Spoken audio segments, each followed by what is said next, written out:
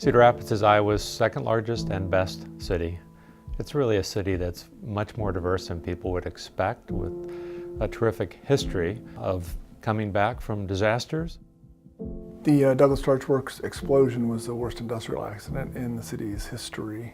It is fundamental for us to remember. I think that as a city, as a community, like any community, we go through trials and tribulations. We go through both successes and disasters, and I think it's good to remember.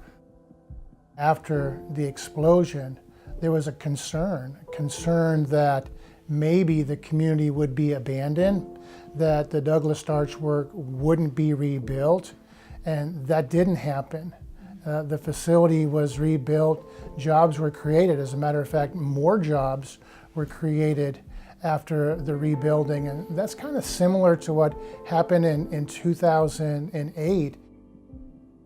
2008 wasn't the first time that Cedar Rapids was flooded, but it was the most significant flood in our city's history. Hopefully, we'll never have to deal with water that high again. It was unexpected.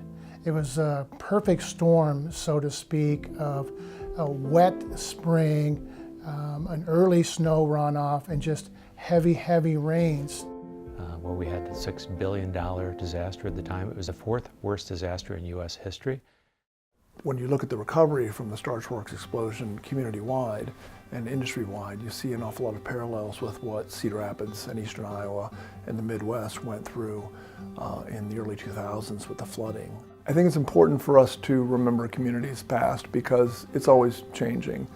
You really have to have a fundamental understanding of where you've been to make informed, intelligent decisions about where you want to go. It's about looking at the examples and looking at the events that shaped our story so far and using that to kind of bravely face the future.